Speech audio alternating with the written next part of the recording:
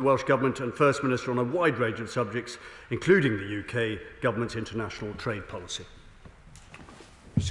Mr Speaker, does the Minister share my concern that the devolved governments have had no democratic involvement or oversight in the negotiation and approval of the Australian trade deal, despite the disproportionate impact it will have in their areas? When does the Minister think this union of equals will start working equally? Or, like this government's post-Brexit promises to farmers, is this another empty set of words that will turn out to be all bull and no beef?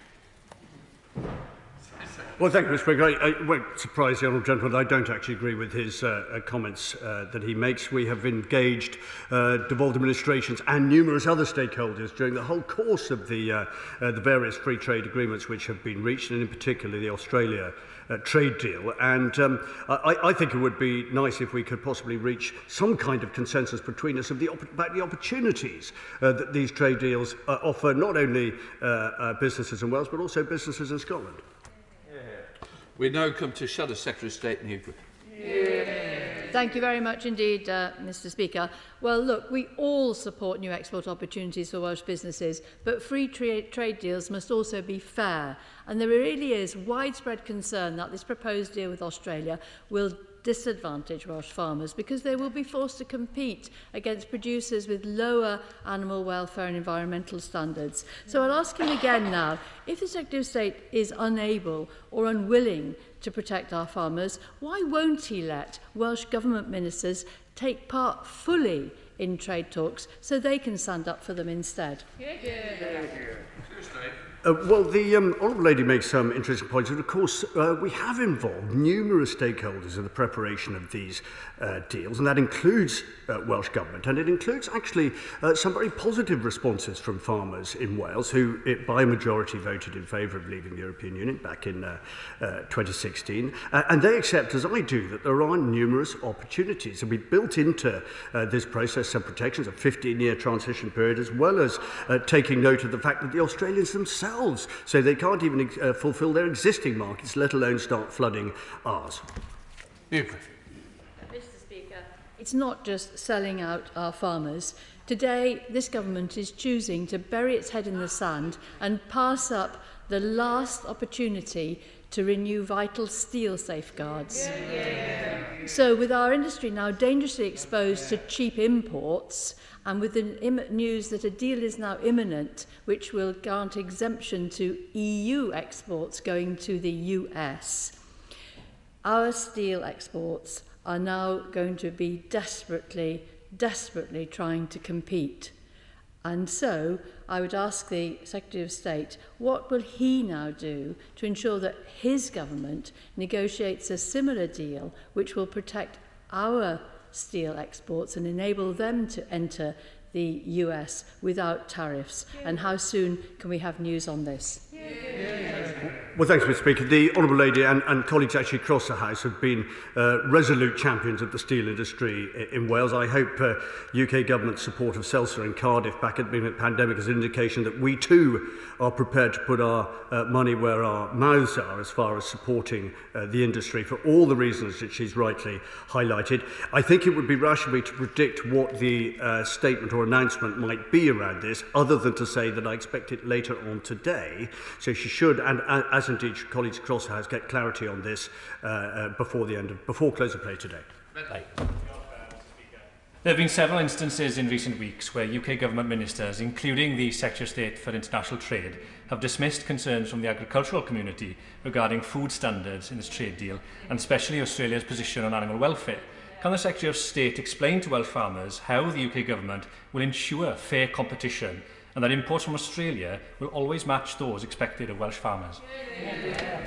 Well, thank you, Mr Speaker. The Honourable Gentleman, like myself, has significant agricultural interests in our constituencies in West Wales. We've had local conversations as well as national ones, trying to reassure farmers, and I think successfully in some respects, that the transition period and our commitments around animal welfare and environmental standards will not be compromised. I don't think there's anything that I can say to him which suggests that that has changed in any respect. But I do urge him, and I know he will take this seriously, to look at the trade deal as a huge opportunity for food and drink producers in Wales, and as we work to challenge some of the myths which have been written and spoken about the Australia deal. Let's also use the platforms that we have to promote everything that is good about it and how it will provide access to new markets of the sort that we haven't had before.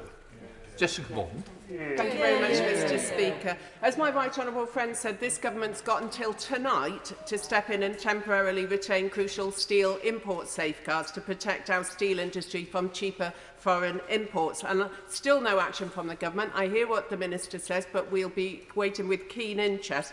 Is this what ministers meant by promising to protect and champion our businesses post-Brexit? And what exactly have Welsh Office ministers done to intervene and stop this? Nothing. Well, thank you, Mr. Speaker. I can assure her that actually we have been in regular touch with our colleagues in government around this, also the industry itself, with whom, as the Honourable Lady knows, we deal on a regular basis. And I said in an earlier answer, our commitment to steel in Wales, as indeed she knows, because we've talked about it so many times, is absolutely resolute. But I'm afraid she will have to wait till later on this afternoon to have a statement or an announcement of some sort, which I hope will clarify the situation. Substantive question to the Secretary of State from Bob Blackman. Thank you, Mr. Speaker. With your permission, I will answer questions 6 and 7 together. I have regular discussion with the Cabinet colleagues as part of the UK Government response to COVID-19. This includes weekly meetings with the Chancellor of the Duchy of Lancaster, Minister for COVID vaccine deployment, and, of course, First Minister of Wales. Let's go to Bob Blackman. Bob. Thank you very much, Mr. Speaker, and I thank my right honourable friend for his answer. Clearly, the cases of infection in Wales have dropped dramatically, and over the last 7 days, they're roughly 50 to 55 per 100,000 compared to the previous highs of 500 per 100,000. In these circumstances, does my right honourable friend agree that it's about time the Welsh Government gave Welsh businesses some certainty or vision for when they can start to rebuild their lives, and also the Welsh Government should come on board with the UK Government roadmap out of the lockdown? Thank you, Mr. Speaker. I think what my honourable friend's question reveals is actually quite a sad contrast between the priorities of Welsh Government and the priorities of UK Government at this moment. And we read in the papers this week that Welsh Government are fixated with talking about new tourism taxes. They're talking about constitutional reform, even going as far as reforming the House of Lords. None of these seem to be consistent with the UK Government ambitions, which are jobs, livelihoods, investment and recovery, and they should be joining us in that endeavour. David Simmons. Thank you, Mr. Speaker. Like my right honourable friend, I hugely welcome the progress that's been made in Wales. But what frustrates many is that the Welsh Government seems to be in the habit of announcing extended lockdowns at short notice without having given consultation, without having due consultation with the government. Does my right honourable friend agree that should this practice continue, we should expect Cardiff Bay to meet the financial cost of supporting businesses to keep their heads above water during those lockdowns? Thank you, Mr. Speaker.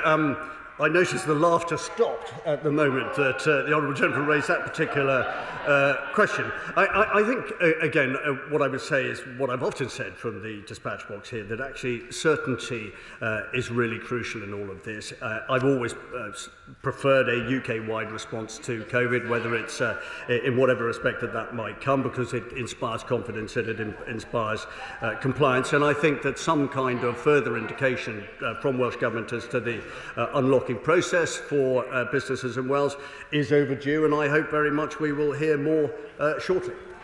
Let's go to Liz Saville-Roberts. Liz. Diolch yn fawr iawn, Llefarydd. And with your permission, I really would like to say thanks to Wales's national football team. It wasn't to be this time, but be codwn eto, we'll rise again. More than 1 in 5 households with a net income of under £20,000 in Wales have seen their income drop since January. Nearly 110,000 families are struggling to cover essential costs. Labour's leader in Wales yesterday complained that the key levers for tackling poverty are in the hands of the UK government, but paradoxically he opposes the devolution of these powers to the Senedd. One government has the levers, but chooses not to use them, while the other is content with not having those levers at all. Will the Secretary of State urge the Chancellor please to make use of his powers and make permanent the £20 uplift to universal credit?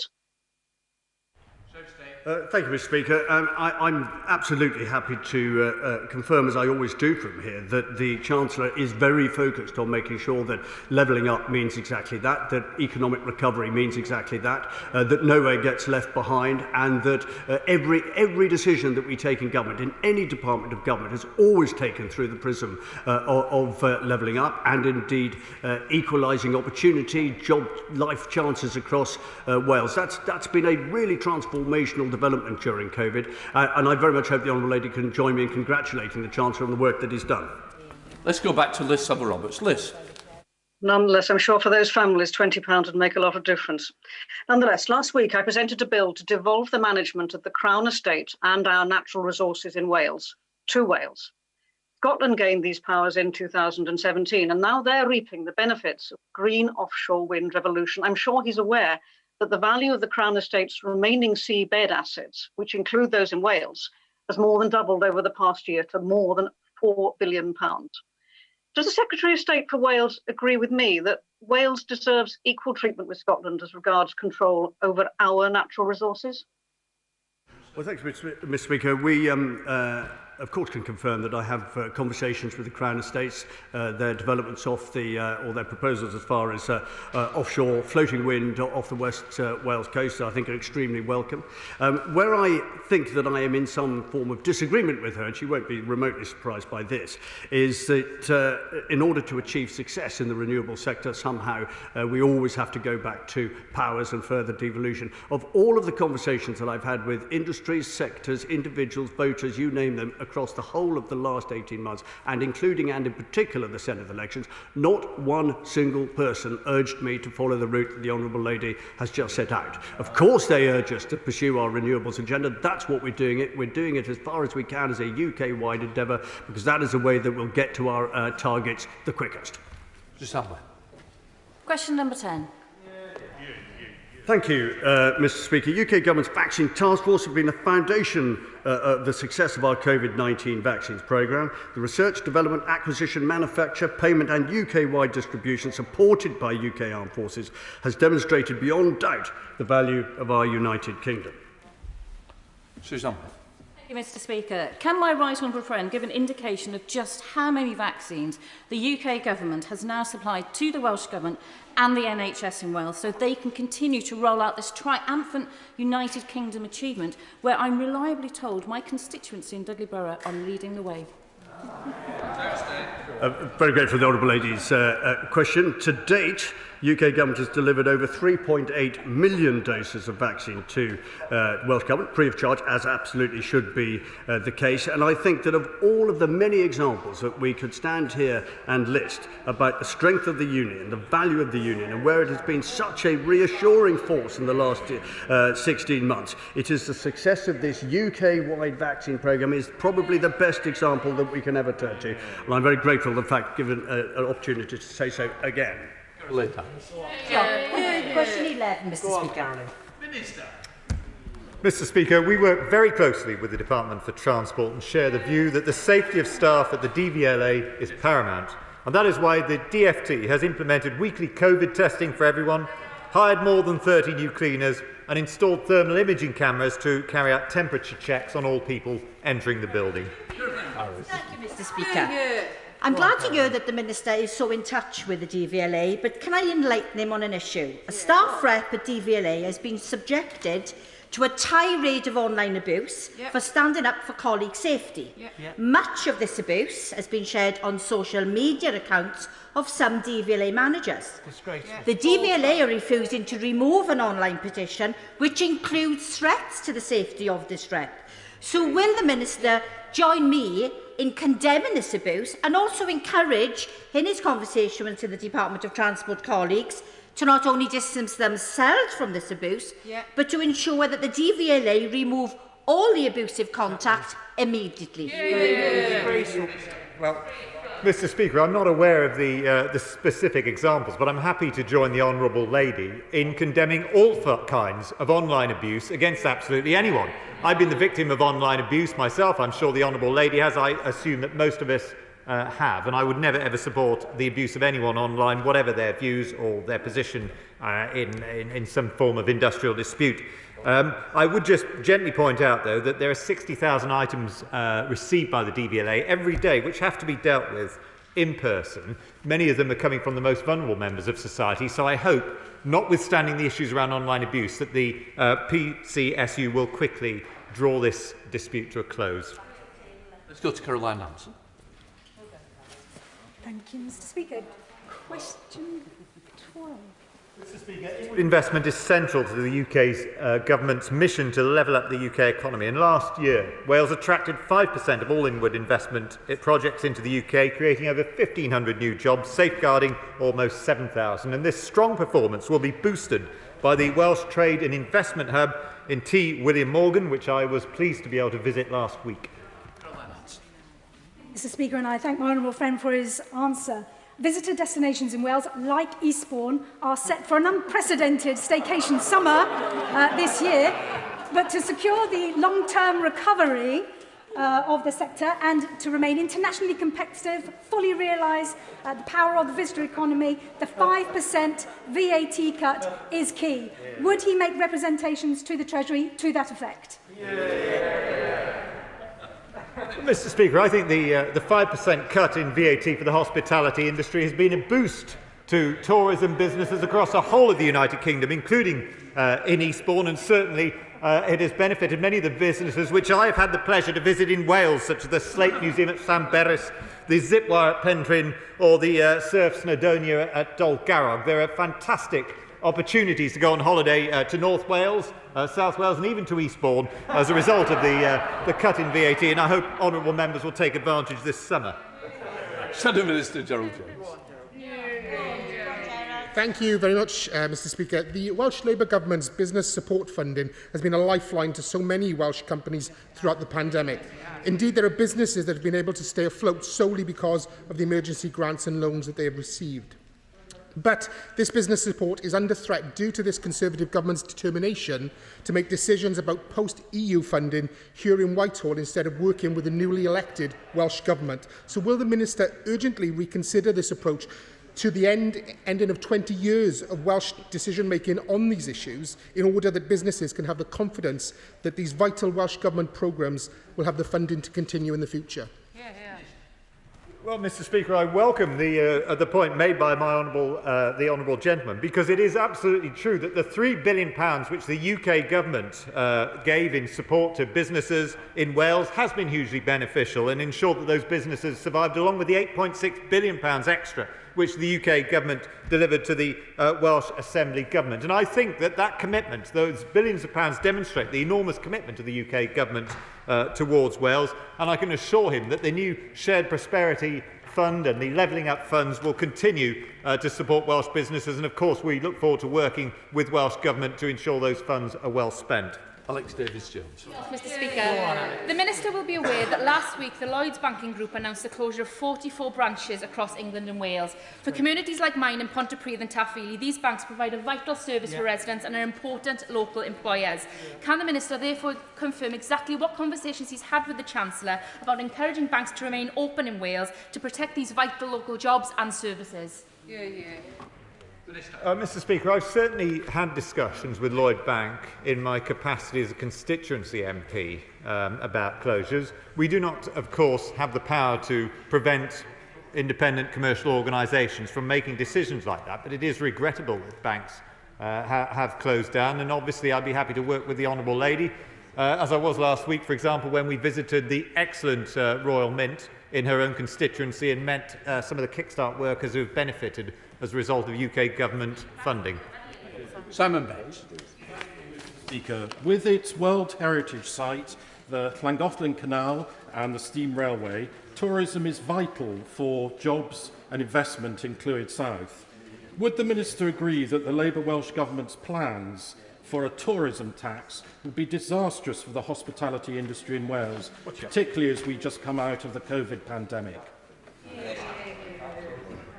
Mr. Speaker, I absolutely agree with my honourable friend, and I look forward, I hope, to an invitation to visit his constituency at some point in the future to see some of these superb tourist attractions that are there.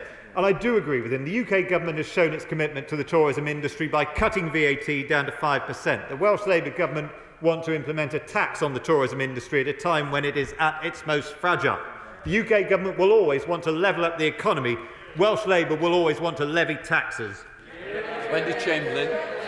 Question 17, Mr Speaker.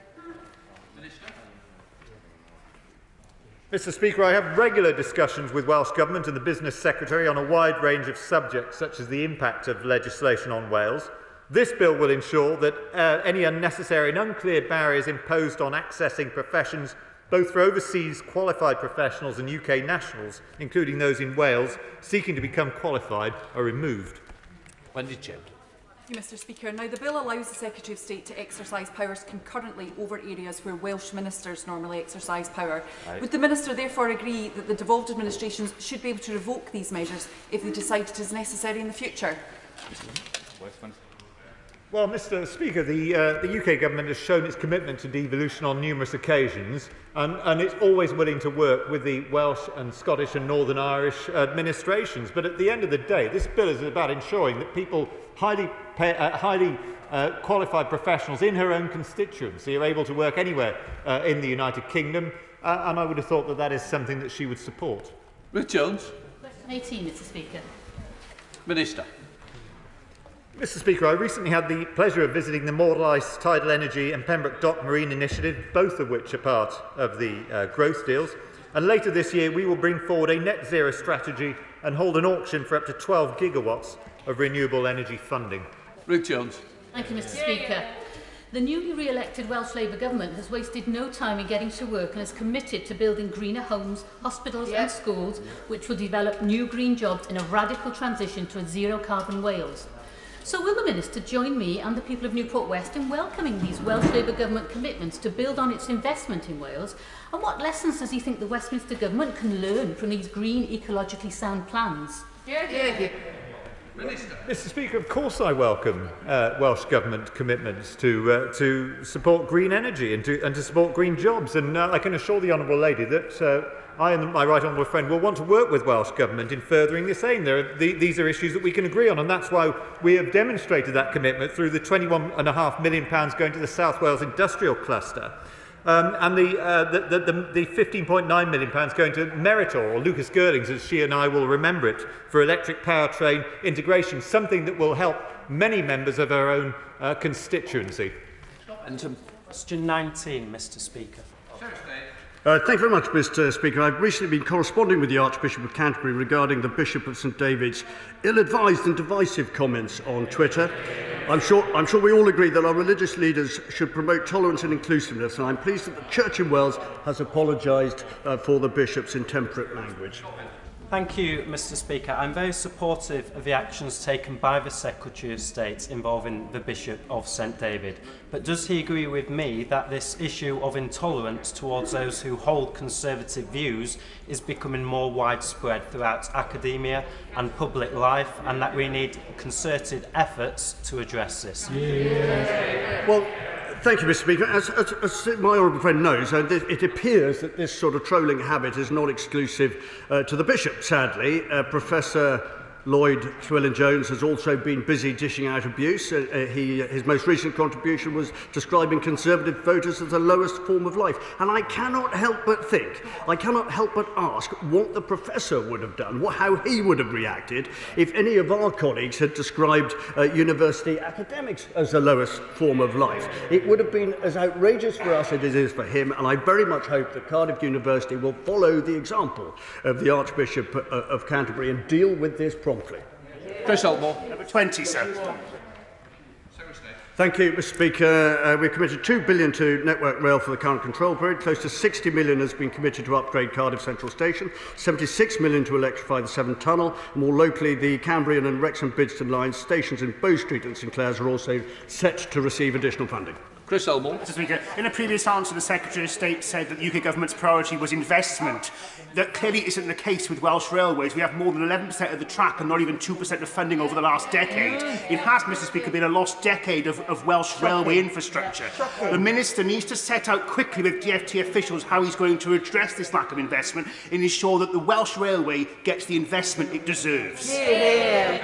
Well, the honourable gentleman is a great campaigner on this issue, but I can only really repeat what I said in the answer to my substantial question. It's a list of investment. And I would say to him again, levelling up. It's all about levelling up. It is all about infrastructure. And it's all very well. It's all very well. The honourable gentleman shaking his head in disbelief. But the reality is there has been more investment in all of the infrastructure projects than at any stage in recent history. And that is largely in thanks to the energy of this government and its commitment to levelling up in Wales. Speaker, the Kevin Bridge in Trowen is a bottleneck between Mid Wales and the West Midlands economy. Will the Secretary of State meet with me and stakeholders to ensure the Union Connectivity Review, which I very much welcome, tackles this bottleneck to our economy? Absolutely. My honourable friend is the epitome of campaigning, energetic campaigning on road improvement and other infrastructure schemes. And who will forget the Pant-Lanimulloch bypass as one of the great achievements for the MP for Montgomeryshire? Well, I'm happy to confirm that I will be there. So excited am I by this prospect on Monday of next week.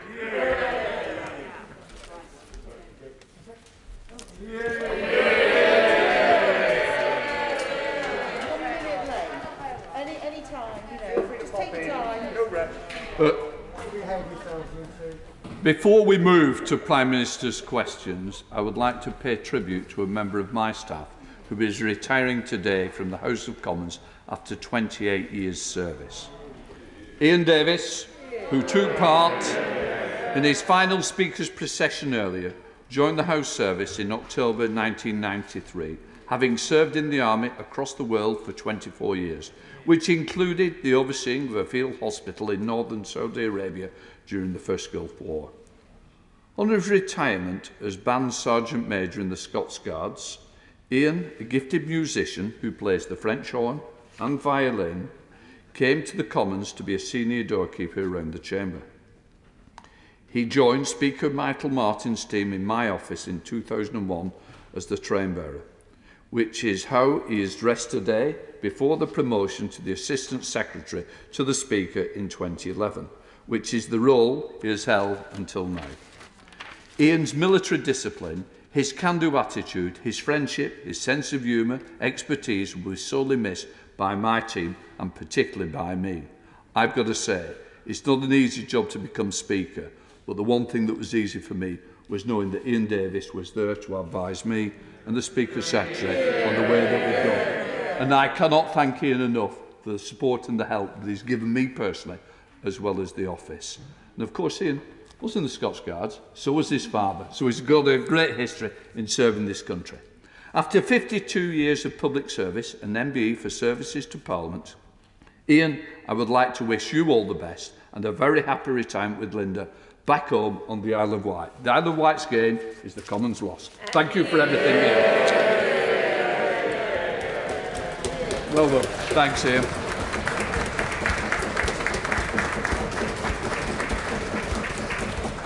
Before we get underway, I would like to point out that the British Sign Language interpretation of the Prime Minister's question is available to watch on the Parliament Live TV. Now we come to questions to Prime Minister. Catherine Fletcher. Mr. Number One, Mr. Speaker. Thank you, Mr. Speaker. Can I begin by echoing and supporting very much your fine tribute to Ian Davis and thank him for all his service to this House and wish him all the very best in his retirement. Mr. Speaker, I know members from across this House will want to congratulate Gareth Southgate and his team on their 2-0 win against Germany at Wembley last night, the first time the men's team have beaten Germany in 55 years in a knockout game. We wish them all the best for their match against Ukraine on Saturday, and we'll all be hoping against hope that this time, finally, football is coming home, Mr. Speaker. This morning I had meetings with ministerial colleagues and others. In addition to my duties in this House, I shall have further such meetings later today. Catherine Fletcher. Mr. Speaker, after yesterday's game, many of our German friends are heading home. But does my right honourable friend agree that, as the song goes, if they want to stay here, drinking all our beer, then they need to join the 5.6 million people who have already successfully applied for the EUSS settlement scheme forthwith before today's deadline? Yes, Mr. Speaker, I thank my honourable friend, and she is absolutely right. I am thrilled that an astonishing 5.6 million EU nationals have already applied for this wonderful scheme, and I encourage anybody who is still eligible to submit their applications today. We now come to the Leader of the Opposition, Keir Starmer. Thank you, Mr. Speaker. Can I join your comments and sentiments about Ian Davis and wish him the very best from all of us in this House?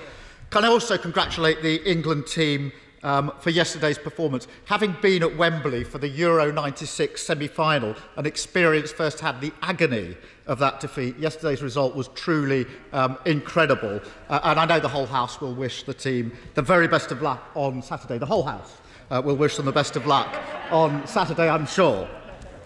Mr. Speaker, why didn't the Prime Minister sack the former Health Secretary on Friday morning?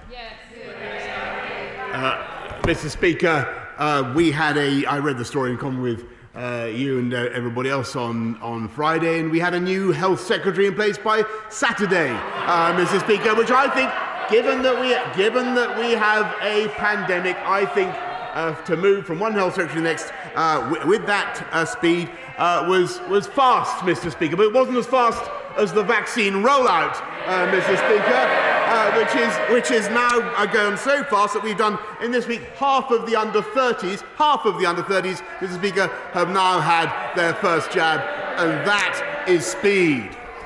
Keir Starmer.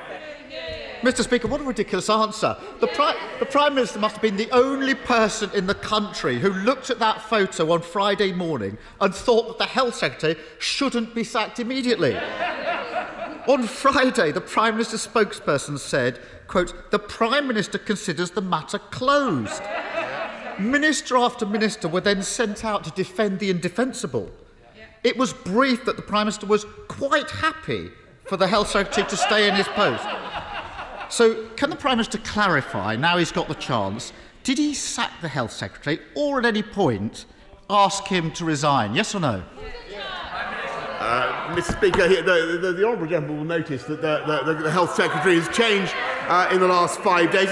He complains about the speed with which that happened. This government moved at positively lightning speed by comparison to the Right Honourable Gentleman opposite, who spent 3 days trying and failing to sack his deputy leader, Mr. Speaker, who he then promoted, Mr. Speaker. He fires and rehires. Mr. Speaker, the deputy leader is sitting beside me. The former health secretary has done a runner. Mr. Speaker, on Friday, the Prime Minister said the case was closed. Then on Monday, he tried to take the credit for the Health Secretary resigning. In a minute, he'll be telling us he scored the winner last night. But let me press the Prime Minister a bit more on this. The person the Health Secretary was in a relationship with was his non-executive director.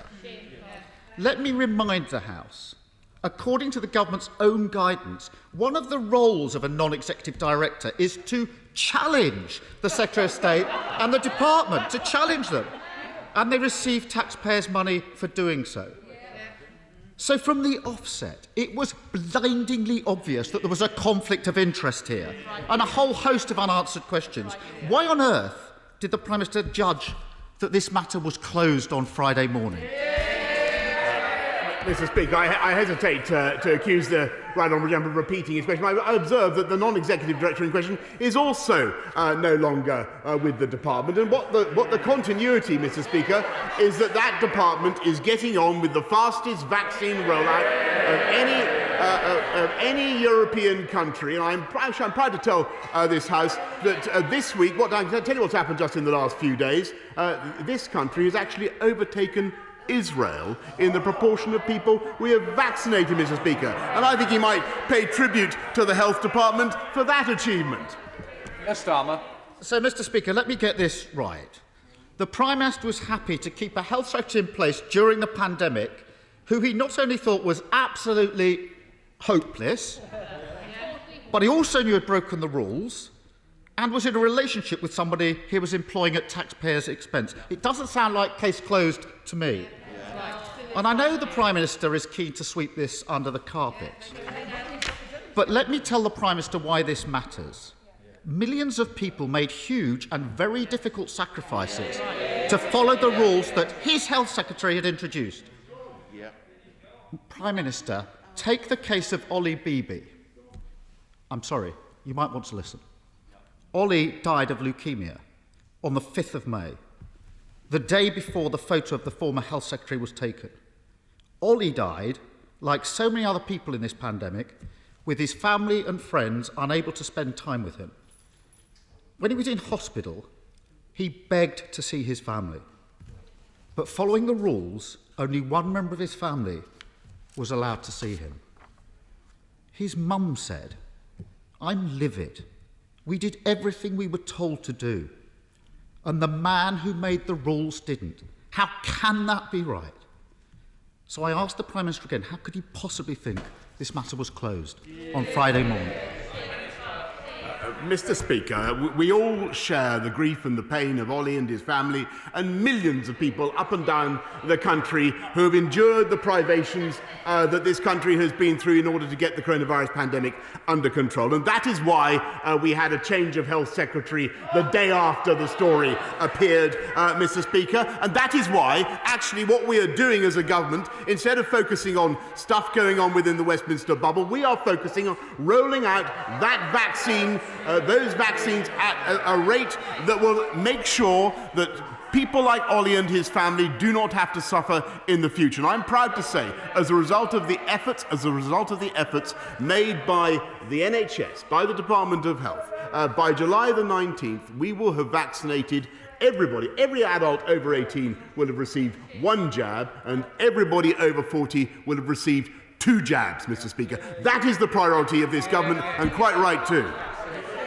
Keir Starmer. Mr. Speaker, I can hardly think that the Prime Minister thinks it's appropriate, in response to a question about Ollie, to suggest that this is, in his words, the Westminster bubble. The Westminster bubble, in answer to that question, Prime Minister? Before Prime Minister's questions this morning, I spoke to Ollie's mum about the awful circumstances that she and her family have been through. She told me, Prime Minister, that every day she watched the press conferences, every day they were on, and she hung on to every word that government ministers said, so that she would know what her family could and couldn't do. Yeah. And then they followed the rules. Yeah. This is not the Westminster bubble. Yeah. She told me that for her and her family, this case isn't closed. Yeah. And she speaks for millions of people. Yeah. Ask the Prime Minister to withdraw that when he gets up. Withdraw that when he gets up. It's the wrong response to Ollie's case. I can't help concluding that the Prime Minister didn't ask relevant questions on Friday morning, either because he didn't want to know the answers, or because he knows full well there's more to come out. Well, then, he says nonsense.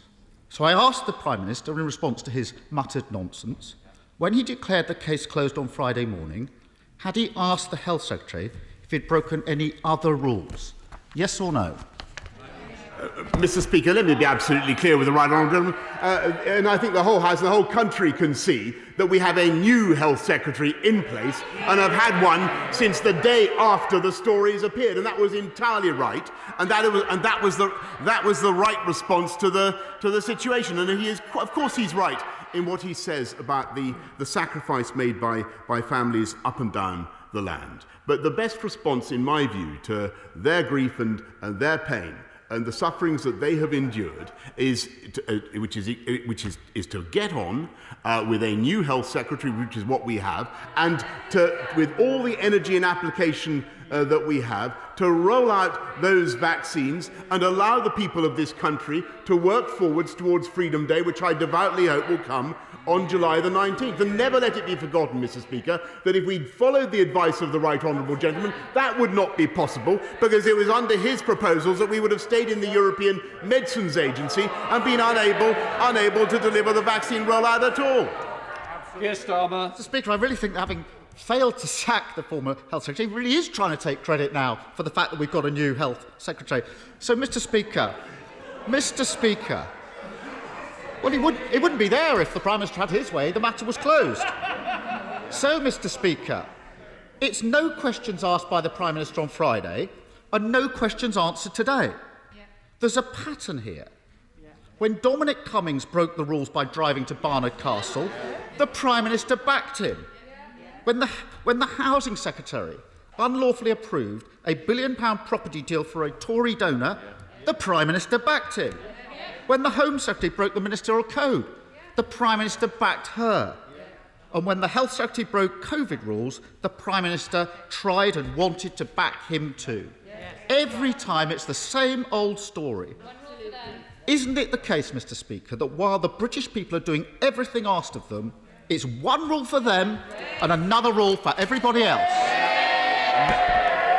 Mr. Speaker, this government, there was a new Health Secretary the following day, Mr. Speaker, and the whole country can see that, and we are getting on with our agenda of vaccinating the population of this country through the energy and application of the new Secretary of State for Health and the Department of Health. And I thank them and I congratulate them. And it's as a result of that vaccine rollout, Mr. Speaker, which, as I say, would have been impeded, fatally impeded, had we followed the policies of the party opposite. That we're able now we have a higher wall of vaccination than virtually any other country in the world, and we are able to proceed with our cautious but we hope irreversible unlocking of the UK economy, with the result, Mr. Speaker, that growth is up to levels we haven't seen since last July. Jobs are up, and he calls for us to act faster in removing cabinet ministers, Mr. Speaker. It took him 3 days, as I say, to give her three new jobs. Shadow Chancellor of the Duchy of Lancaster, a shadow Secretary of State for the future of work. We create jobs, Mr. Speaker. He creates non-jobs. He dithers, we deliver. Jacob Young. Thank you, Mr. Speaker. The steel industry is an asset of national strategic importance. Not just my words, but the words of the Prime Minister. And I know he means it because when Grable went into administration, this government supported British Steel until a new buyer was found. British Steel still employ more than 800 people in Redcar and Cleveland and more than 3,000 people in Scunthorpe. So can I ask the Prime Minister, in light of the TRA's recommendations to the Trade Secretary, how will he ensure that steel remains a national strategic asset? My honourable friend is absolutely right to campaign for British Steel, and we have an ambitious plan to transform our country with better use of British Steel. As I said to the House a couple of weeks ago, there's a 7.6 million pipeline of steel waiting to be waiting to be bought over the next decade. And as for the recommendations of the Trade Remedies Authority, the government is considering them, and the Department for International Trade will update the House later today. Leader of the SNP, Ian Blackford. Yeah. Thank you, Mr. Speaker. And can I join you in wishing Ian Davis all the best for his retirement and thank him for the service that he's given to the Scots Guards in this House. He has truly been a friend and a sane voice to give guidance to those of us on these benches when we've needed it, and I thank him very much for that. Can I congratulate England for their victory last night, and of course wish them all the best in the tournament ahead. Of course, they've done well. They've won most of their matches, with the exception of the game against Scotland, where, of course, they even failed to score a goal. No luck. But, Mr. Speaker, in July 2019, this Prime Minister gave an unequivocal guarantee to EU nationals living in the UK. The Prime Minister said they will have an absolute certainty for the right to live and remain. Less than 2 years later, hundreds of thousands of EU nationals have been left in limbo, including thousands of children. While the settlement scheme deadline falls today, we know there are hundreds of thousands of unprocessed cases. It is simply unacceptable, Mr. Speaker, that their rights will be diminished by their failures of this government. Will the Prime Minister honour his word, give certainty, scrap the disastrous settled status deadline before we face another Tory Windrush?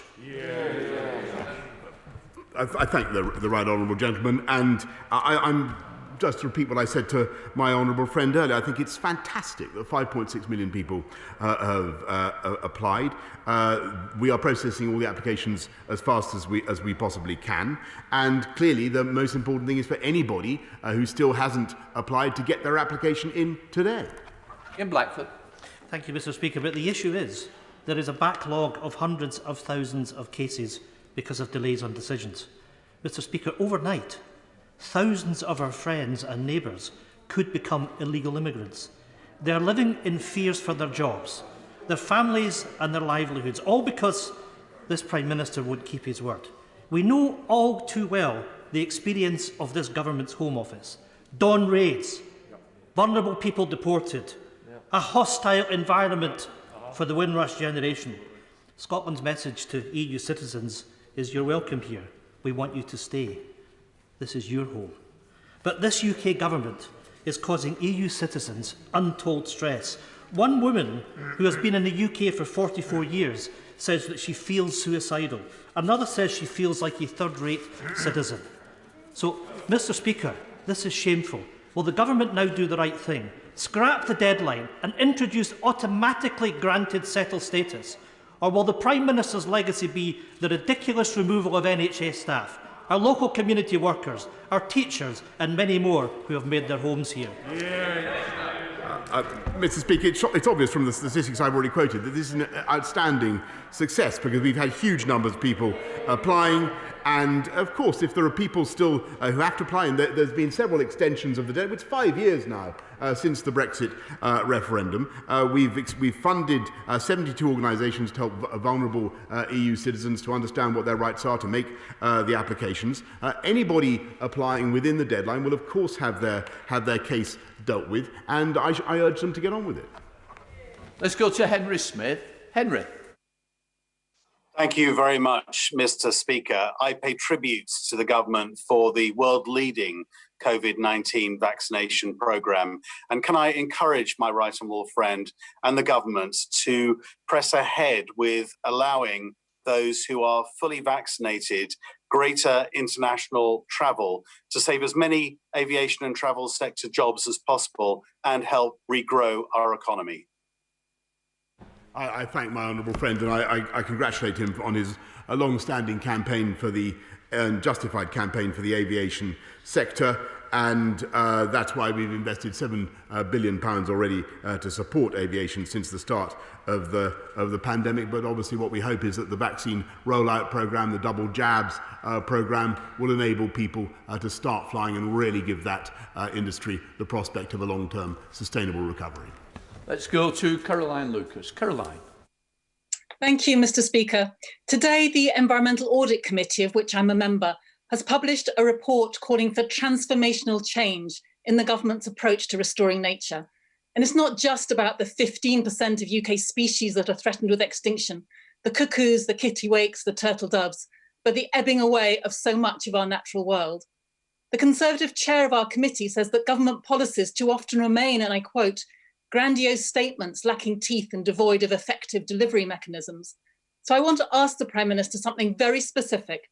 Will he look again at the government amendment to the Environment Bill that refers only to measures to further the objective of halting species decline, rather than actually meeting that objective?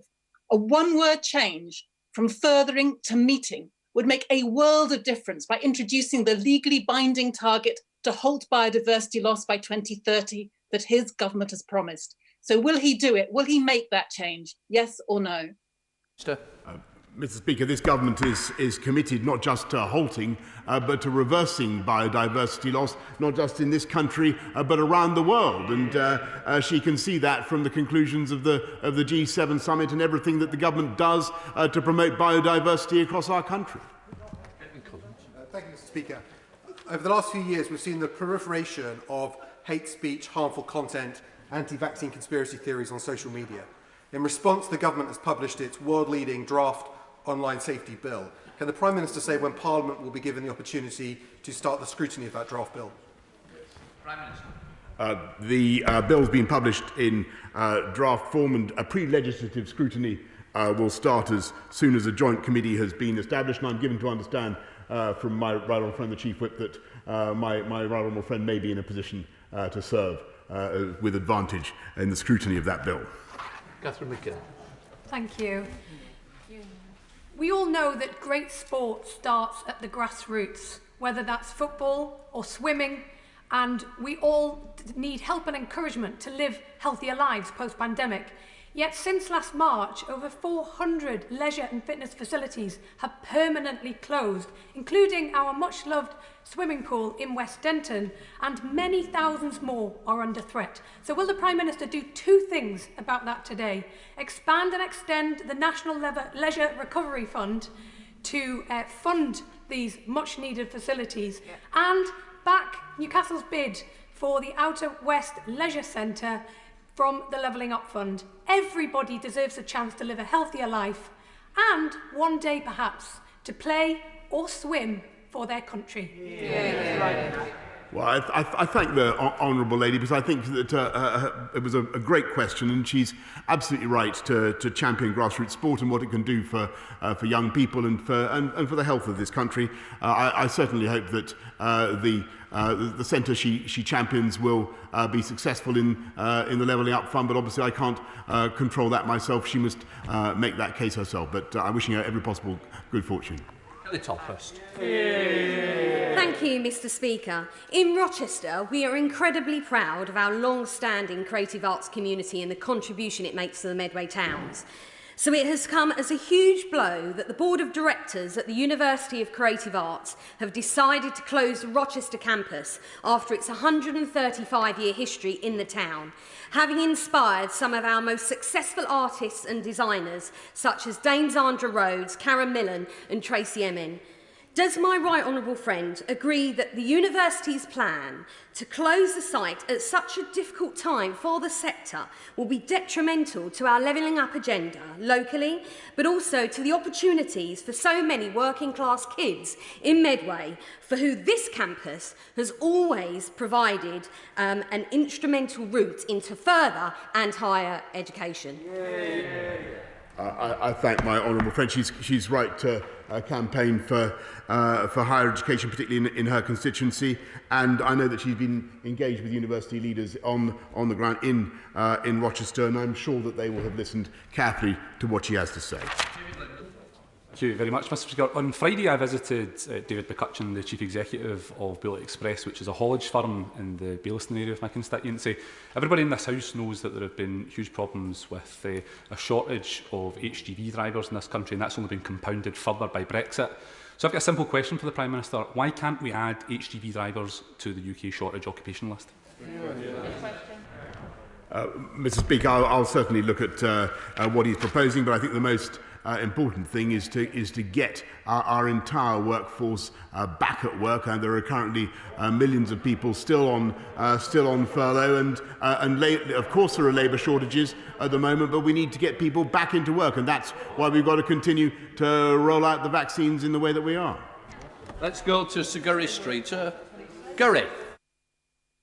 Thank you, Mr. Speaker. My right honourable friend will be aware that the counties of Cornwall, Devon, Somerset and Dorset have come together to form the Great South West to generate regional growth and prosperity in much the same way as the Midland Engine and the Northern Powerhouse. It has the support of all local authorities, LEPs and the business community, but we've now been waiting for recognition from government for well over 3 years, and frustration, Mr. Speaker, is reaching fever pitch. Can my right honourable friend please look into this matter and give us the green light so we can help the government achieve its objectives of sustainable growth, prosperity and jobs? Mr. Speaker, I'm a passionate supporter of the Greater South West and the prospects that it brings. But I understand also that my right honourable friend has met the Minister for Regional Growth and Local Government to discuss these proposals, and I look forward to hearing their outcome. Let's go to Christina Rees. Christina. Thank you, Mr. Speaker. Many of my constituents have been angered by the treatment of DVLA staff and the disgraceful harassment of PCS Union Rep Sarah Evans. With cases rising significantly in South Wales in the third wave of the pandemic, why does the Prime Minister feel it is so acceptable for the DVLA to have returned over 450 staff to their Swansea site, contrary to government advice, as some of them can and have been working effectively and safely from home? Mr. Speaker, as I understand it, rates of infection and disease have been declining at the DVLA site, and I hope very much that everybody there can return to work in the normal way as soon as possible. Tom Randall. Mr. Speaker, the High Street's had a bit of a difficult time lately, and Gedlings have been no exception. But Gedling Borough Council's Levelling Up Fund bid will help to kickstart High Street regeneration, improve Arnold Town Centre, and encourage healthy travel in Netherfield. So will my right honourable friend join me in thanking the council officers at Gedling Borough Council, particularly Mike Hill and Joel Davis, who have put the bid together? And will he agree with me that this is a bid that can help to make Gedling an even better place to live, work and raise a family? Yes, Mr. Speaker, and I thank Mike Hill and Joel Davis for their efforts, and that's exactly, and I thank them also for what they're doing to call upon the Levelling Up Fund, which will indeed invest in infrastructure projects that improves life across the country, but in his constituency particularly. Let's go to Dr. Philippa Whitford. Philippa. Thanks very much, Mr. Speaker. Due to his failure to maintain strict border quarantine and delay in adding India to the red list, cases of the Delta variant are surging across the UK. As well as a marked regional variation, the biggest ongoing impact is on sectors such as hospitality, entertainment and aviation. So rather than starting to reduce financial support from tomorrow, will the Prime Minister agree to extend full furlough and business support beyond September, particularly for those geographical areas and businesses which are most affected? No, Mr. Speaker, because although the Delta variant is indeed seeded and growing in at least 74 countries around the world, including this one, this is the only country, or the country where the protection by immunity against the Delta variant is the highest and the strongest. And that's why we're going to continue with our cautious but irreversible roadmap, and I hope that it will command her support. Let's go to Peter Gibson. Peter. Thank you, Mr. Speaker. Can I thank my right honourable friend for all that he is doing to level up our country? A rising tide must float all ships. And to that end, will he commit to delivering the Northern Link Road for Darlington? And will he further commit to helping stop LNER's great train robbery of services from our station? And finally, does my right honourable friend agree with me that our levelling up agenda, investing in the North, should provide the people of Batley and Spen with great confidence as they go to the polls?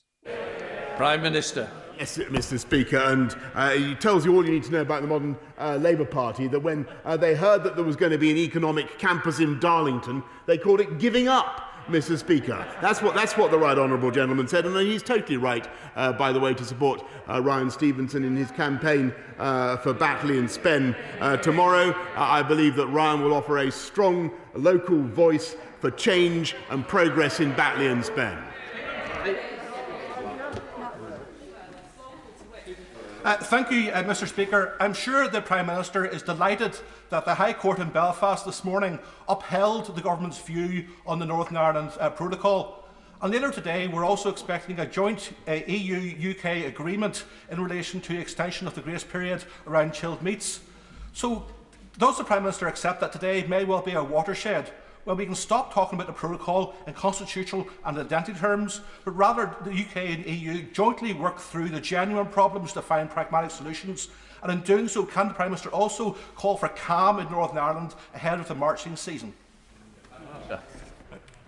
Yes, Mr. Speaker, and the best thing that the EU can do is to make sure that we remove all the problems that are currently associated with their application of the protocol, the ban on chilled meats, the restriction on the circulation of cancer drugs, the fact that 20% of all the customs checks carried out around the whole of the EU are carried out in Northern Ireland, and I hope that all that can be fixed indeed, Mr. Speaker, and then we can move on.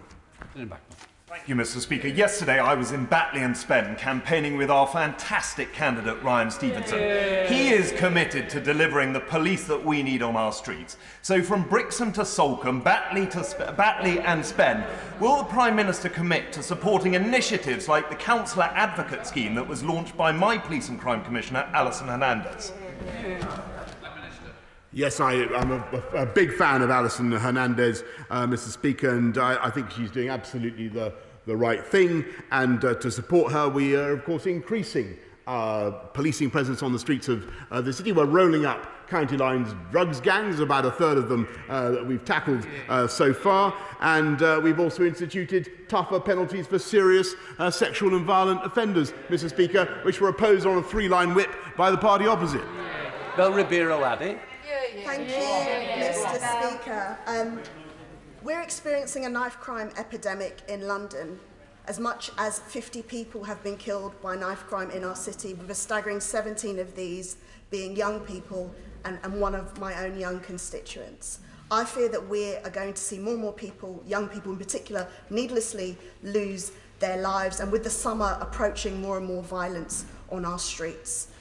The Prime Minister is aware just how much youth services are important in the prevention of crime. So could he explain why his government has cut over 70% of youth services in the past decade?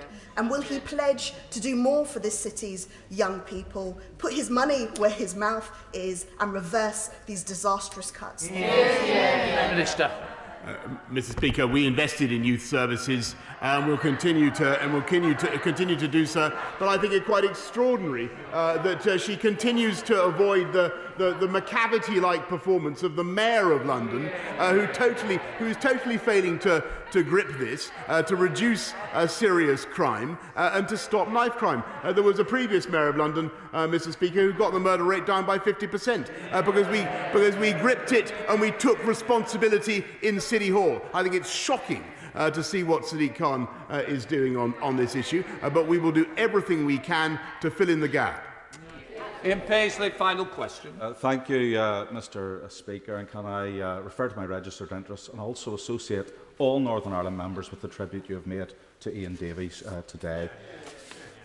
Prime Minister, today the Belfast High Court has actually found that the protocol does conflict with the Act of Union, though does not break the law.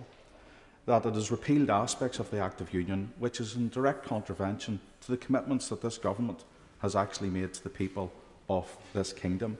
The Prime Minister will be aware that litigation is still ongoing in the High Court in England on a commercial case that could result in the loss of earnings claim of hundreds of millions of pounds by British businesses trading in Northern Ireland. Under Section 8 of the Withdrawal Agreement, the Parliament here is sovereign. The judgment today confirms that Parliament is sovereign. Prime Minister, you have a solid majority on your benches. Have you the will to now finish this job, to reverse the mistakes of the Northern Ireland Protocol, to seize the moment and to defend the Union and to unilaterally fix once and for all and put Northern Ireland out of its commercial, social and political misery? Minister. Thank you, Mr. Speaker. I thank the honourable gentleman. We will, of course, study the ruling of the court in detail, but I can give him this general assurance, which he knows to be true, that nothing will affect the position of Northern Ireland as part of the United Kingdom, and we will make sure that we uphold that. I am now suspending the House for 3 minutes to enable the necessary arrangements to be made for the next business. Order.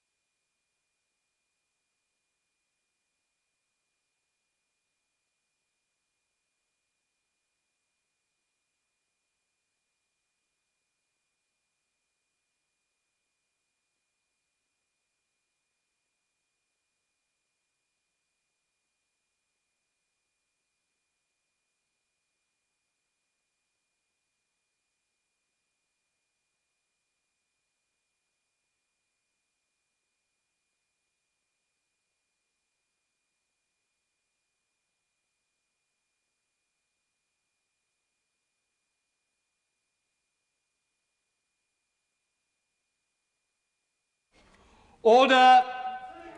I call Kate Green to ask the urgent question. Sir Secretary. Thank you, Mr. Speaker. Will the Secretary of State make a statement on the impact of coronavirus on children and young people's attendance in education settings? Mr. Speaker, I'm grateful to you for granting this urgent question. This government is absolutely focused on returning society back to normal as soon as possible, and that includes in our schools, colleges and right across the education sector. As I have made clear throughout this pandemic, it is my top priority to keep children in school. And indeed, as I speak today, it is the case that millions of children have been back in the classroom since March the 8th, learning with their friends and teachers. I'm sure the House will agree that's exactly where they belong. The vast majority of schools are open. 99.8% of state-funded schools were open on the 24th of June, benefiting children who have given up so much during this pandemic. Back in February, the Prime Minister set out an extensive roadmap, and that we need to continue to be careful now to complete this cautious but irreversible roadmap to freedom. We understand the frustration of parents and pupils who may feel like that they're being asked to isolate unnecessarily. As I have said throughout this pandemic, children are best off in schools. As we continue with our educational recovery, it is vital that absence is minimised as far as possible and that children and young people are attending school. So I'm looking carefully every day at how we manage the balance between safeguarding children's education and reducing the transmission of the virus. Because I know that there are still too many children having their education disrupted, no matter how good remote education is that they're receiving. The new Health Secretary and I have already discussed these matters, and I'm working with him across my department as well as with scientists and public health experts to take the next steps. But as this House is aware, some restrictions remain in place in schools.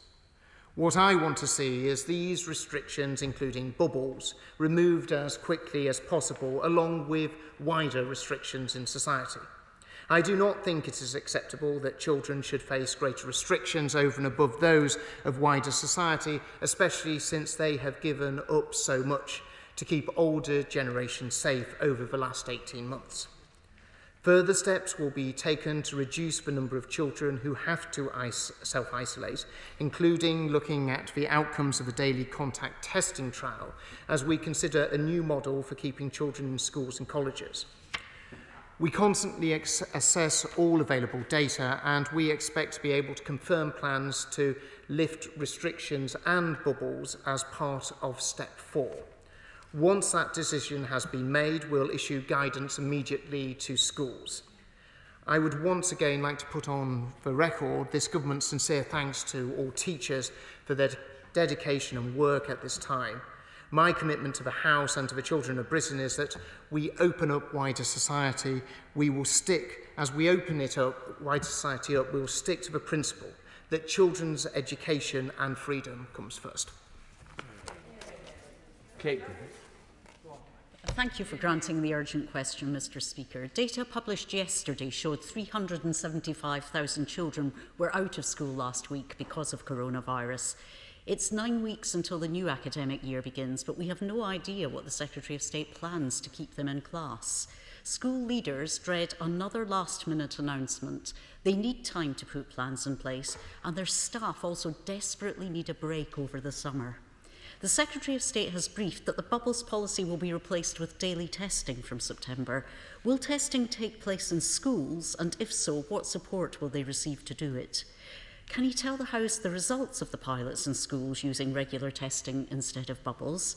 What impact has this had on the number of coronavirus cases in the school community and the number of hours children and staff remain in class? And can he tell us why, if he believes he has a solution that will keep children safely in the classroom, he's waiting until September? What's he doing now to keep children in school before the summer holidays? Time and again, Labour's called for mitigations to keep children learning, including ventilation and Nightingale classrooms. Why has this not happened?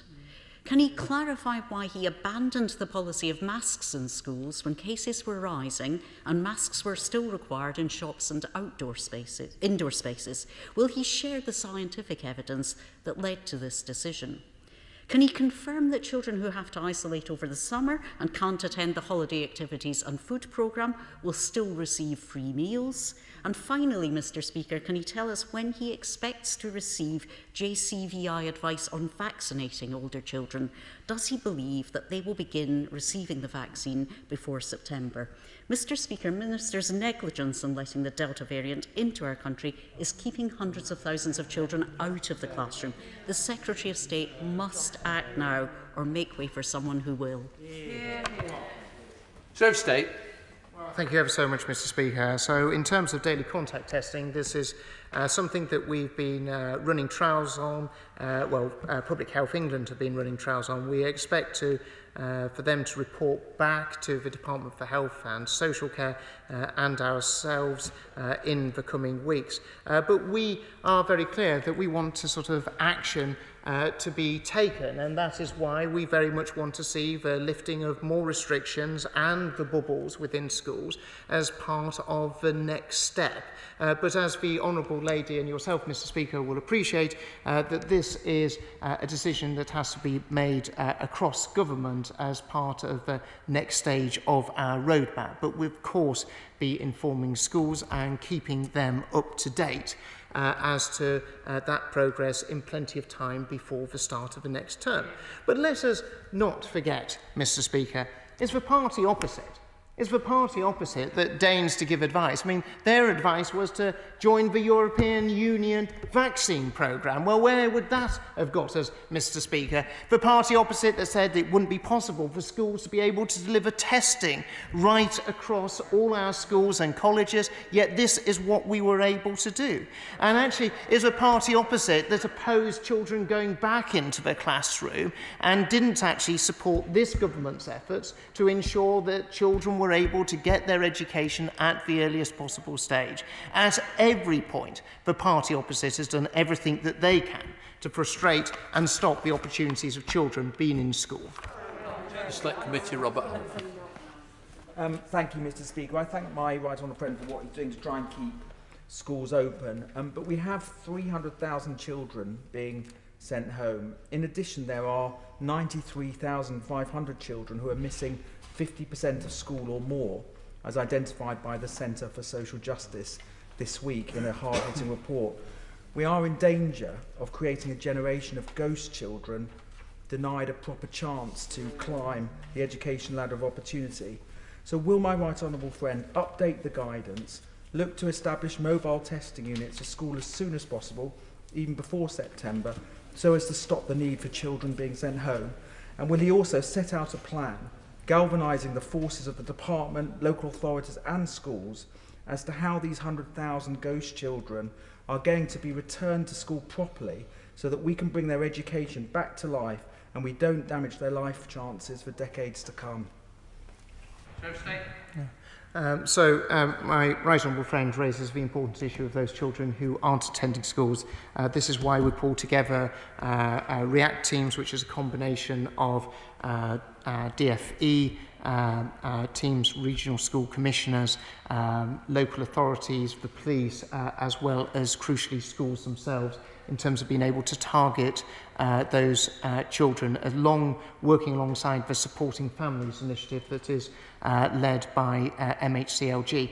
My right honourable friend will be aware that actually there is already extensive testing in schools. In fact, there's been over 50 million, I think 57 million tests have already been conducted in schools and colleges across the country. So we already have a very well-established testing mechanism. But the next stage, as we move to step 4 of the roadmap, is we want to see the ability for schools to be able to operate more freely. When it comes to the summer activities, we want all children to be able to be part of that, whether that's for holiday activity and food programmes, whether that is whether that is the additional summer schools that schools are laying on. And that is why, as part of Step 4, we're looking at lifting those restrictions and lifting those bubbles that currently schools have to sort of operate within that guidance of, and we're looking at doing that at the very earliest opportunity, so children would be able to benefit through the summer as a result of that. Let's go to Barry Sherman. Barry. Thank you, Mr. Speaker.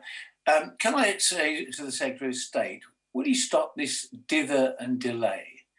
Now, I don't think that anyone in this House, on education matters, I think we're united, that there is a generation of young children that are missing, have missed education and will continue to miss education.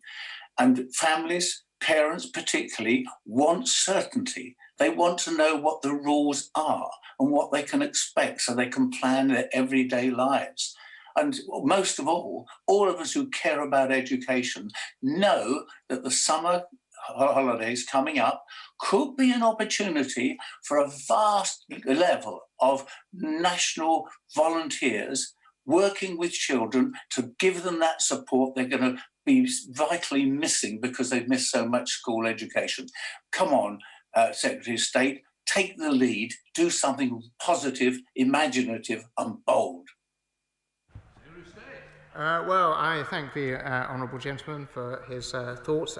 We have already outlined, and if he had listened to the question, I had sort of, in answer to my right honourable friend, the member for Harlow, is that we're very much looking towards lifting the restrictions, especially in terms of bubbles, as part of the next step of the roadmap. As the honourable gentleman will be aware that the government is going to, in the very near future, announce the next step of the roadmap, and it will be very much part of that, and that will be, it's important that all the actions right across government are properly coordinated as part of a process of easing restrictions right across the country. Let's go to Bob Blackman. Bob. Thank you very much, Mr. Speaker. And I'm delighted that the government prioritised the reopening of schools as we ease the lockdown. And I congratulate my right honourable friend for all the efforts he's made to make sure that children return to schools and get in-person education as much as possible. Now, clearly, as we do so, does he agree with me that rolling out regular testing will ensure that we stop the spread of the virus, but also prevent children from unnecessarily being sent home and missing out on their education, at the same time as making sure that the tests are carried out properly and appropriately? I absolutely agree with my honourable friend, and he'll probably have seen the figures of over 50 million tests already conducted across schools and colleges. We're very much aware that testing has been an important part of getting schools reopened, and we continue to work with colleagues in the Department for Health and Social Care and Track and Trace in order to ensure testing is available, which of course it is available to all pupils and their families as well.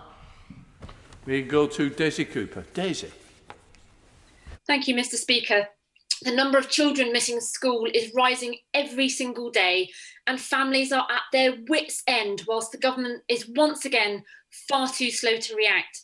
So will the government act now and establish a rapid task force with public health directors and school leaders with a mandate to keep schools open safely? Well, it's fair to say that Liberal Democrats, Mr. Speaker, have never been very good at numbers, and actually schools are open right across the country. They are welcoming children. You've got millions of children in school. You've got millions of children benefiting from being with their teachers, and we continue to take actions to ensure we do everything we can do to maximise the number of children there. And of course, as I touched upon earlier, as part of Step 4, we'll be looking at lifting more restrictions as part of that, but that will be to be announced in the near future. Thanks, mate. Thank you, Mr. Speaker. I very much welcome my right honourable friend's work to keep schools open and his ambition to see the end of the bubble system. But can I ask him to also look at a cohort of children who risk being caught up negatively by COVID guidance and restrictions, and that is children who are due to start primary school this September. I declare an interest that my own son is due to start school this September, in that schools are currently under guidance, unable to run the settling in sessions that are essential to familiarise themselves with their new environment and have the best start at school life. So can I ask my right honourable friend to take action to ensure that those settling in sessions can happen? I will sort of share some of the guidance we've got, but there is flexibility for schools to be able to do, for those key transition years, to be able to do some level of familiarisation with those children, and I'll organise for my office to share that information with my honourable friend. Let's go to Tahir Ali. Tahir. Thank you, Mr. Speaker. We have seen the number of children self-isolating quadrupled during this month due to increase in cases of COVID. Due to this sharp rise, more children are now able to learn online from home, with the IT equipment and access to internet provided to schools by the government.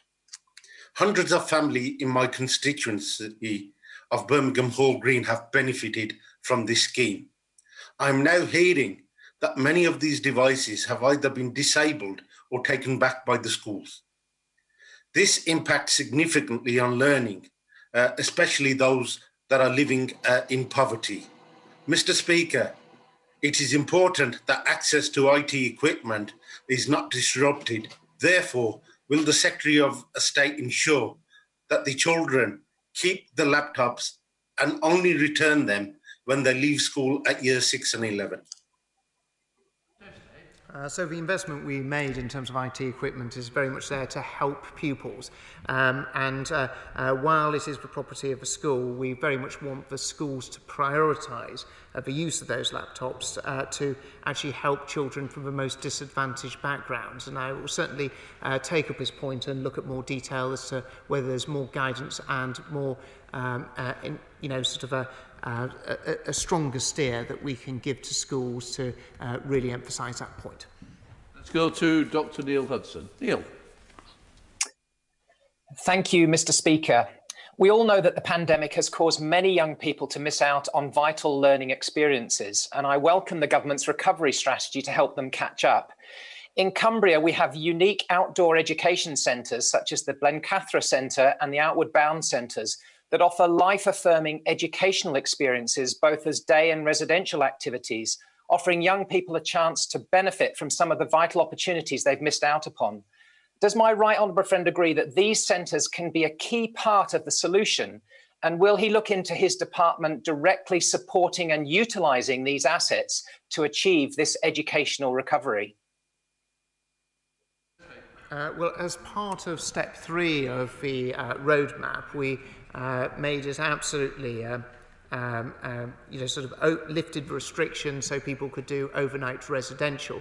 Of course, my honourable friend is absolutely right to highlight the benefits of outdoor education centres and the real value they bring to so many young people, and we certainly continue to work with the sector to how we can promote this, especially as schools got more and more freedoms in the future. Thank you very much. Mr. Speaker, this government has consistently let down our children in order to bring down case numbers and to reduce school closures. When the likes of me advocated for teachers to be vaccinated, or for there to be a circuit break during half-term last year, or for other sensible measures, we were ignored. Now, shockingly, given that 1 child in 20 was out of school last week and case numbers are still rising, will the Secretary of State commit to reviewing the use of the bubble system, and will he commit to implement the recommendations now rather than wait until the autumn? Well, I'll happily pass on a copy of Hansard to the honourable gentleman so he can reference what I'd said earlier on in the UQ. Speaker, I think the Secretary State's right to push back on the Labour Party. I don't remember them being huge champions of getting schools back on March the 8th when we were campaigning so strongly for it, so their words are a little bit hollow now. Can I just ask the Secretary of State, though, he's clearly, I think, indicating where he wants to go on getting rid of bubbles. I'm not really sure, though, why we can't do it now, because we're going to then cause a huge problem for the rest of term. We're not going to give a lot of time for teachers and schools to prepare for the autumn. But what I really wanted to ask him was about testing. Given that we have now vaccinated all of those adults at risk of being seriously ill from COVID, is he really suggesting, given that COVID is going to be endemic, that for the rest of time we're going to be testing our school children on a regular basis? I think we need to move back to normal. Once we've protected everyone who's vulnerable to COVID, and children are not, largely, we need to get back to normal, not ensuring our children have to be continuously tested for the entirety of their school careers. My right honourable friend raises a very interesting and thoughtful point, and we do want to see schools return to normality, and we don't want children to feel as if there is an extra layer of things that they have to do that we as adults don't have to do, and I think that is very important. Testing has been an incredibly important tool as part of the armoury to get schools back, especially in March the 8th, where we saw the mass return of schools. But we do keep this under review. We're looking at, we obviously take advice in terms of scientific advice from the Department for Health and Social Care and Public Health England, and of course other scientific bodies. But we are looking at this continuously, but we have found it a useful tool.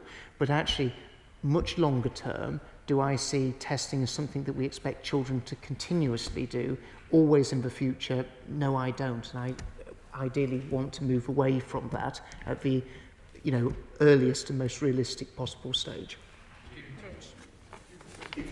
My old friend pointed out there is a risk, as things stand, that children may have to isolate and stay at home when they should be taking part in the holiday activities and food programme over the summer.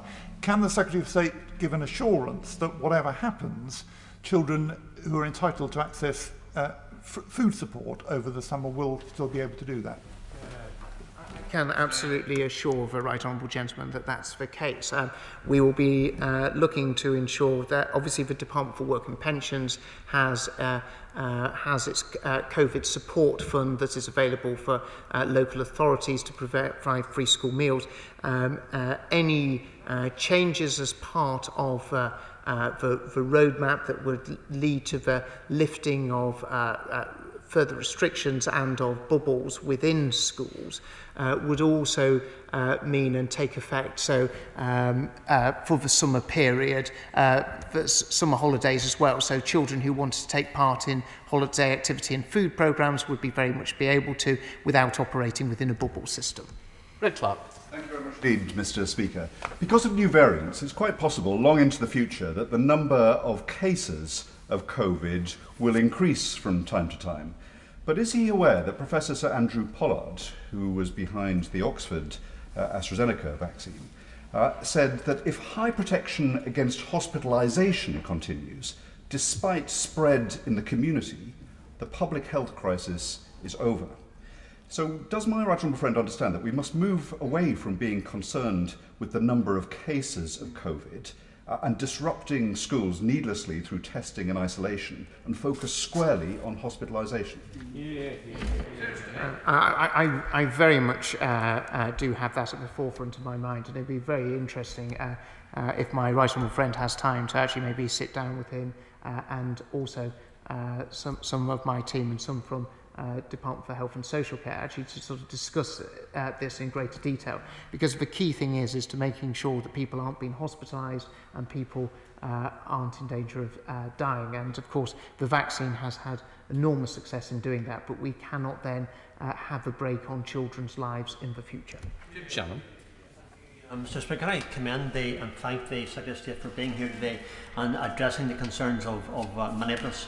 What happens here sets the direction for regional administrations. COVID-19 has had a huge impact on young people's education, with some not being able to access resources and many suffering from the closure of schools, and mental health of pupils are rising at very alarming levels. So what discussion has the Secretary of State had with school principals and with regional assemblies to reduce the negative impact on our children's academic development? And what steps can the Secretary of State take to ensure that the education system is pandemic ready for the future? Well, we have always, at all stages, done as much as possible to work with all devolved administrations right across the United Kingdom, and we'll continue to do, whether that's to do with issues to do with mental health, whether that is to do with awarding of grades, or whether that is to do with education recovery. And if I could just take the opportunity, Mr. Speaker, just to put on the record my thanks for work that I had the opportunity to do with Peter Weir, who was the Minister for Education in Northern Ireland, who we had a very close working relationship, and very appreciative of all the work he undertook for the children and students in Northern Ireland in his time as Minister. Let's go to James Daly. James. Thank you very much, Mr. Speaker. The Metropolitan Borough of Bury currently has over 2,000 children self-isolating, negatively impacting their social, emotional and educational development. I welcome and recognise my honourable friend's commitment to keeping children in school, but does my right honourable friend, and I'm sure he does, recognise and agree that we cannot allow this situation to continue? Surely we must learn to live with COVID-19 and remove the requirements for school bubbles, together with the current policy of self-isolation at the earliest opportunity. Well, Mr. Speaker, we're very much wanting to go down that course of easing restrictions and ensuring, as we come out of this pandemic, is that children are one of the greatest beneficiaries. So my honourable friends and my minds are very much in the same place. Let's go to Siobhan McDonough. Siobhan. Thank you, Mr. Speaker. Children in the most disadvantaged areas are almost twice as likely to be those self-isolating, like Year 6 at St Mark's Primary in my constituency. But they are also likely to be on the wrong side of the digital divide, with 23 pupils at St Mark's still without the kit and connectivity required to log in and learn from home when isolating. With every click widening the attainment gap, will the Secretary of State today back my campaign to ensure every child entitled to free school meals has access to data and a device at home? Well, this is, Mr. Speaker, is very much why we invested hundreds of millions of pounds in the rollout of 1.3 million devices to be able to support schools, but most importantly, to be able to support children, such as the Honourable Lady set out. Let's go to Caroline Notes. Caroline. Thank you, Mr. Speaker. Can my right honourable friend reassure me, as we look to both the 19th of July and the end of the summer term, that there can be no question of a return to bubbles and self-isolation when children return in the autumn? Well, Mr. Speaker, I don't want to be preempting the decision of cross-government in terms of the next stage, but our direction is very clear about lifting the restrictions and ensuring that children are not in a situation where they have to bubble, very much part of the course of this roadmap.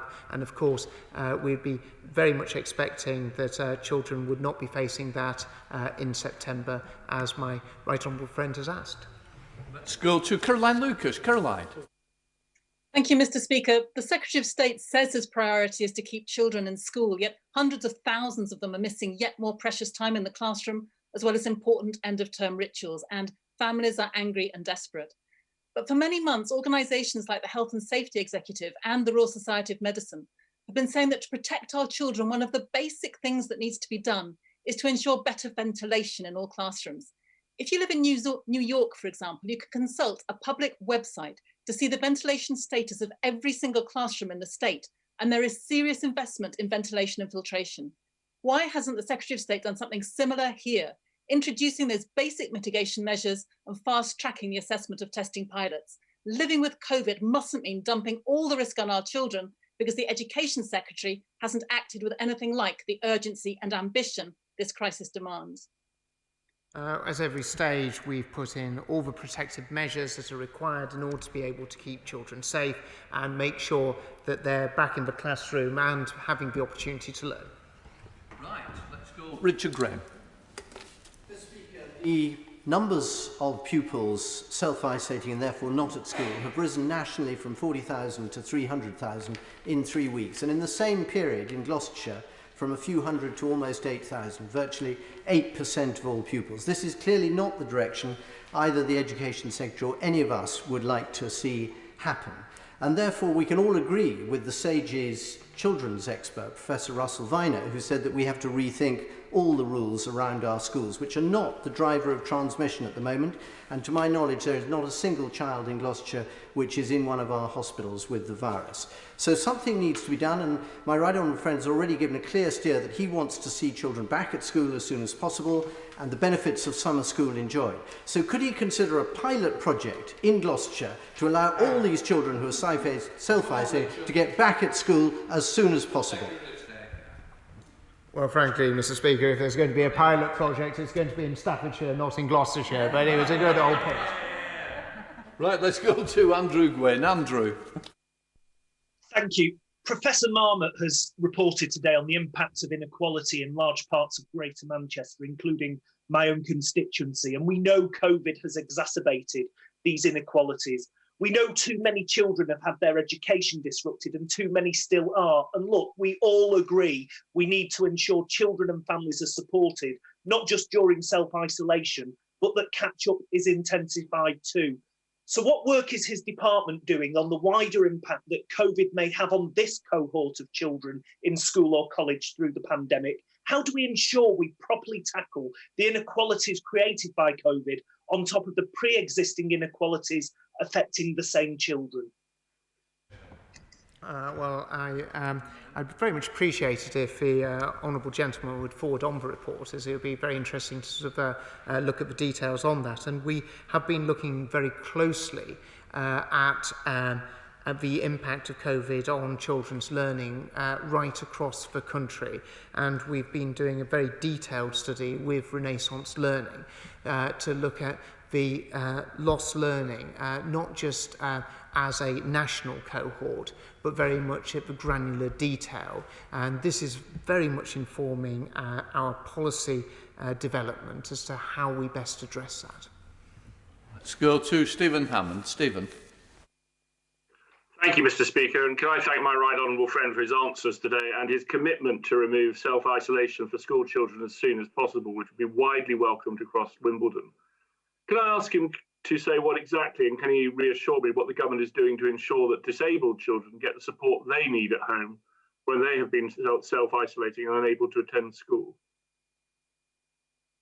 Well, we very much expect that the education to be delivered for all children remotely, whether they are in a mainstream school, special school or alternative provision.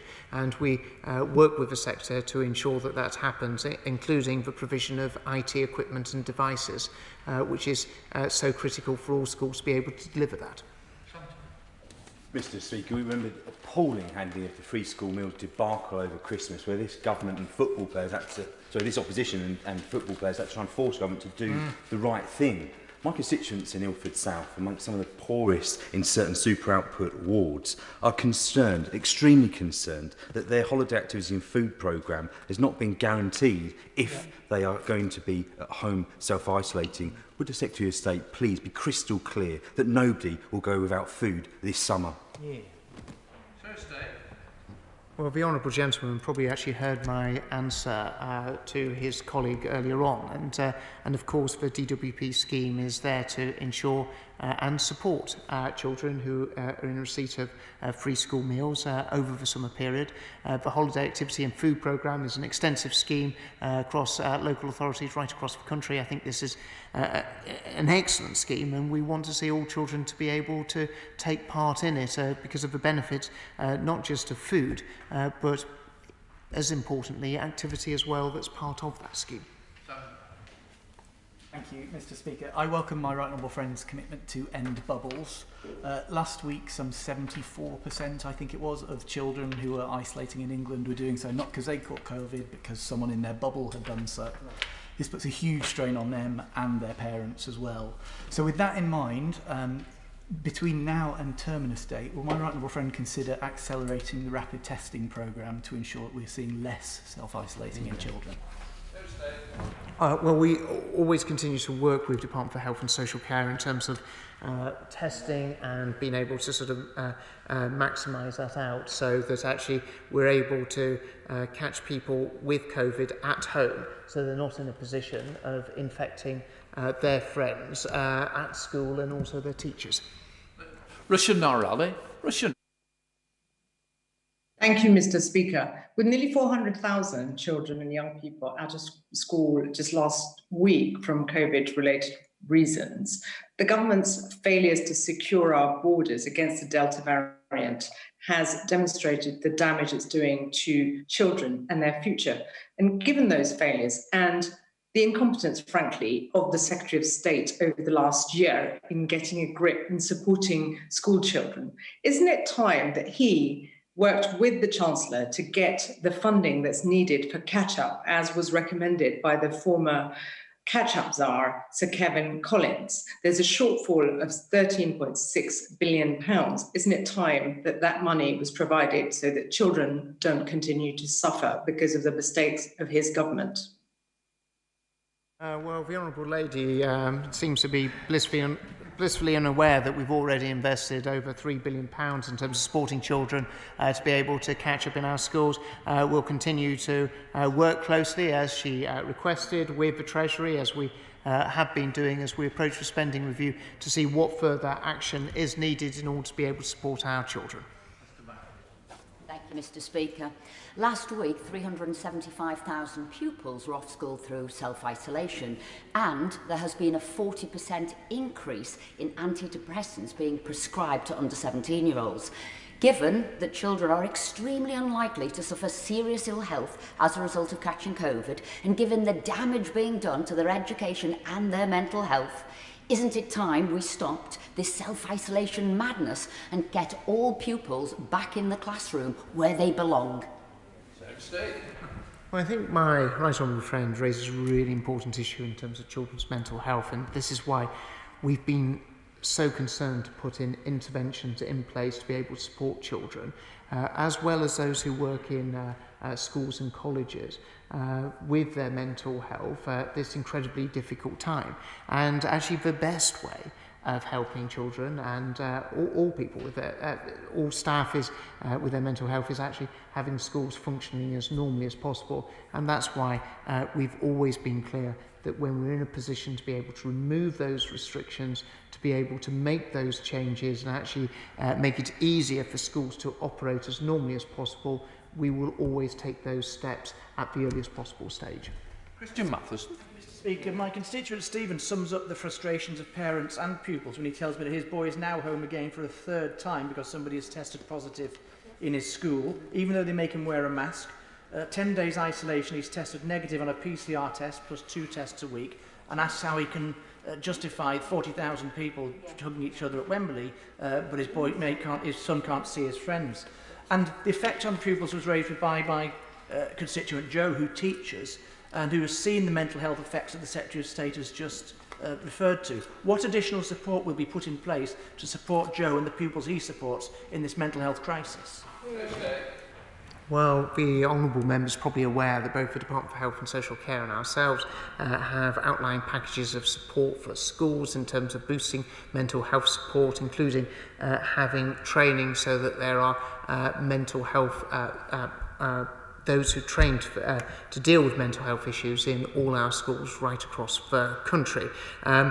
The honourable gentleman's probably also aware of the comments I made earlier about the lifting of restrictions and the removal of bubbles, which is the next steps that we very much want to take as part of the next step of the roadmap. But it has to be done in line with the broader changes and the unlocking of our country that is part of the roadmap. Thank you, Mr. Speaker. And getting children back into school without having to self-isolate can't come soon enough, as there is no substitute for learning and attainment and keeping children in face-to-face education. But can my right honourable friend confirm that keeping children in an educational setting, whenever it is safe to do so, remains his priority? My honourable friend's so right. The number one priority in all of this, whether it was the rollout of the mass testing across all schools, whether it whether it was the restrictions and the sort of levels of safety that we had to put into schools, has all been designed about getting children into schools for the maximum amount of time to ensure that they're in front of a teacher with their friends and having the very best classroom experience. And as we move out of this crisis, of course, we want to lift as many of those restrictions as possible and actually liberate schools to be able to operate in the best possible way for themselves. Thank you, Mr. Speaker. Does the Secretary of State agree with me that the government's failure to get border controls in place has enabled the Delta variant to take hold in the UK, forcing children out of classrooms and away from their friends? Well, at every stage, Mr. Speaker, the government has been one of the first ones to act in order to be able to keep this country safe. It was one of the first countries in Europe to impose travel restrictions on India as a result of the Delta variant, and I know that the new Secretary of State for Health and Social Care and the Transport Secretary, as well as the Prime Minister, take that responsibility incredibly seriously. Thank you, Mr. Speaker. Can I welcome my right honourable friend's comments today? I have recently just finished a 10-day period of self-isolation following someone in my office testing positive for COVID. However, the flatmate of the person was able to go about their daily lives in a normal way using the government's daily testing trial.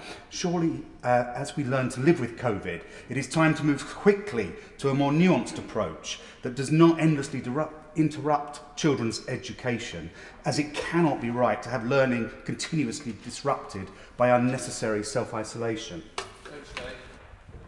Well, there's nothing I can really disagree with my honourable friend, so I best just go and sit down, hadn't I, Mr. Speaker? Thank you, Mr. Speaker. Too many school children across my constituency of Blaydon are faced disadvantage from being out of school under the current arrangements. Will the Secretary of State be absolutely clear with school leaders well in advance of any new arrangements to be put in place? It's vitally important that they have that information. And can the Secretary of State also talk about the support that can be given to disabled children to ensure that they have the opportunity to catch up on the education opportunities they've missed? Well, I would very much like to reassure the Honourable Lady, the member for Blaydon, that we will give all schools, good notice. And as I committed to when we said about the next step, step 4, we'll be aiming to issue guidance and advice to schools in conjunction with the details of step 4. In terms of those children, disabled children and children with special educational needs, we've continued to have a real strong emphasis in terms of actually how we support, whether it's special schools, alternative provision, actually weighting the level of support at a much higher level for those schools over those the support available to mainstream schools. Thank you very much, Mr. Speaker. Like others, I'd also like to see the daily testing that's been so successful in the pilot schools immediately returning so that pupils can remain in school. And I agree with others that we should go back to normal as soon as possible, preferably in September. Yesterday, the Schools Minister stated that we're consulting parents, teachers and pupils about extending the school day. Can the Secretary of State make it clear during the consultation that the extended day should be for enrichment activities as well as time for extra tutoring where necessary? I very much want to see children spending as much time in school as possible. I mean, I do want them to be able to have the opportunity to go home, Mr. Speaker, at certain points, but as part of that extra time, I do, of course, want them not only to be learning for a rigorous curriculum that has been carefully crafted by my right honourable friend, the member for Bognor Regis, but actually, and they will get a lot of fun out of learning from that rigorous and detailed curriculum, but also I want them to have more fun in terms of doing sporting activities, cultural activities, arts, and so much more as well. Mr. Speaker, over the past few weeks I've been touring secondary schools in my constituency, and the current self-isolation policy, which incidentally resulted in a Twickenham secondary having to close its doors entirely last week for several days, that combined with lockdowns is not just impacting academic progress, but the #1 issue being presented to me by heads and safeguarding leads is the mental health impact.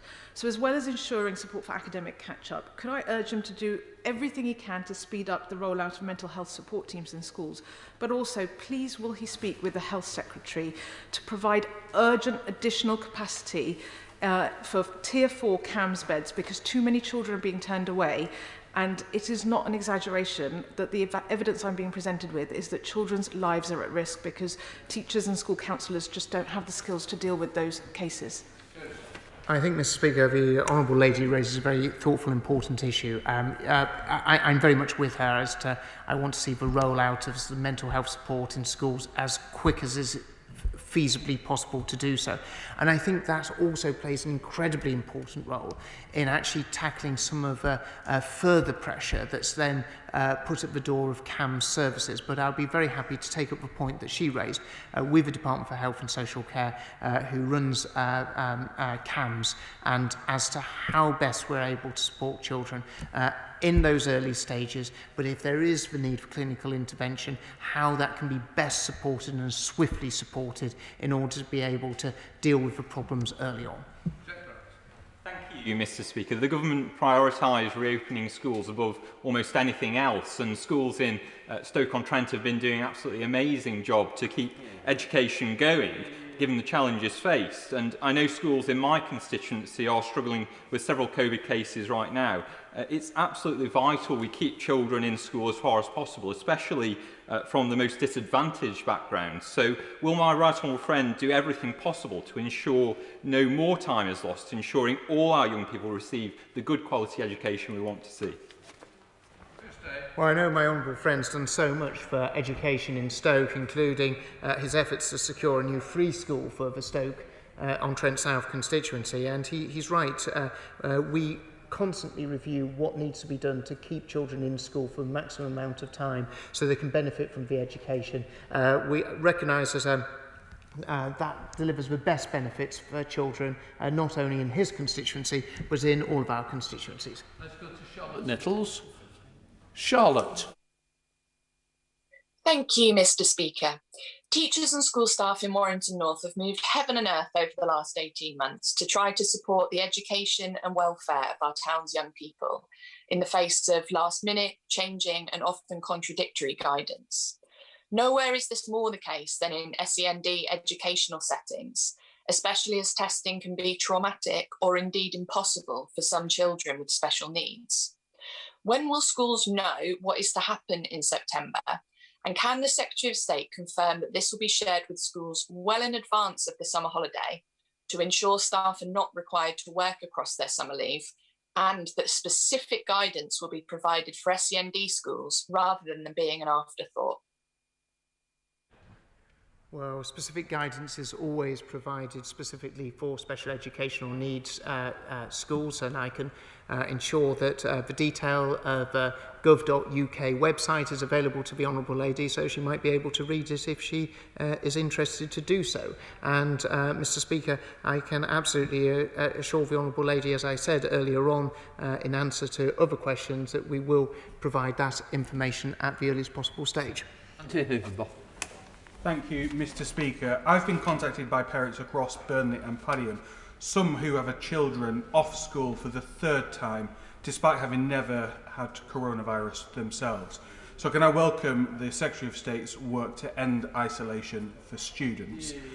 But one of the things that will really help schools is getting that testing solution right. So can I ask what conversations he's had with Public Health England and the Department for Health on new types of testing, like saliva testing, which will be far quicker and easier for schools to implement? Madam Deputy Speaker, we always work with our colleagues in the Department for Health and Social Care, as well as colleagues in Public Health England, as the very best forms of testing. We're always aware that there's new technology and new innovation there, and we want to be able to use that to the best of ability, not only to make sure that all of his constituents in Burnley who are wanting to attend school are able to do so, but across the country as well. We now go to Jeff Smith. Madam Deputy Speaker, I've had lots of emails from desperate parents in South Manchester whose children have suffered multiple periods of isolation, are worried about more, and they all say we need to review the isolation rules urgently. We now hear that he's looking at plans to announce as part of step 4, but there's no reason to wait for step 4. Schools have got a problem now and they need to know what to do about it. Every time I've met head teachers in the last year, the biggest complaint is always the lateness of guidance from his department. Why is it that the education department is always so slow with advice? And why is it that pupils and schools always seem to be the afterthought in this crisis? I can assure you, Madam Deputy Speaker, we always do everything we can to ensure that all guidance is available to schools at the very earliest opportunity. Robbie Moore. Thank you, Madam Deputy Speaker. As my right honourable friend will be aware, in Keighley and Ilkley we have been subject to restrictions since the pandemic began, whether that was through the local or the regional approach. There is a concern amongst some of my constituents that a regional approach to the implementation of restrictions may return at some point. So can my right honourable friend confirm that if that was the case, which I do not want to see, we wouldn't end up with a situation where schools in Keighley and Ilkley were forced to close, where others in the country may be able to be open? Madam Deputy Speaker, can I assure you, my honourable friend, the member for Keighley and Ilkley, I want schools in Keighley and Ilkley always to be open and never to be closed. That is certainly something that we want to ensure happens. We do not want to see schools in different parts of the country having to close. That's why we'll take all measures that are required in order to ensure that they stay open. Madam Deputy Speaker, schools won't stay open because the Secretary of State wills it. We need a long-term plan here. The Secretary of State for Health told the House on Monday that we're going to have to live with the virus. Now, what does that mean for schools? Where's the plan for improved ventilation, for Nightingale classrooms, so that children can socially distance within schools and not have to be sent home in bubbles? The virus is not going away. Where's the plan? Well, the honourable gentleman seems to have paid very little heed to actually some of the measures that we've put in place in order to be able to ensure that children are able to get back into school. And if it's probably not unsurprising, considering his party's policy seems to be very rarely to be encouraging and making sure that schools are open. So the honourable gentleman had the opportunity to ask his question. So. And so we'll continue to do everything we can do to ensure children are able to benefit from a great education. That's what we've been doing. We've been seeing schools open right up and down the country, 99.8% of schools open, and we'll continue to take the measures that are required to keep schools open. Thank you, Madam Deputy Speaker. Madam Deputy Speaker, parents, pupils and, of course, teachers have borne the brunt of difficulties about bubbles and self-isolation of children, but it now feels that the whole country is agog for progress on these issues. Has he heard today, as I have heard, that the party opposite actually now would support him if he felt able to go where it feels that his spirit wishes to lead him, and that is to make progress on ending self-isolation and bubbles? Can he count now on their support? Well, Madam Deputy Speaker, I would probably count them as a rather unreliable ally, but I would certainly, I certainly hope that they wouldn't sort of do the usual sort of Keir Starmer flip-flop. That is,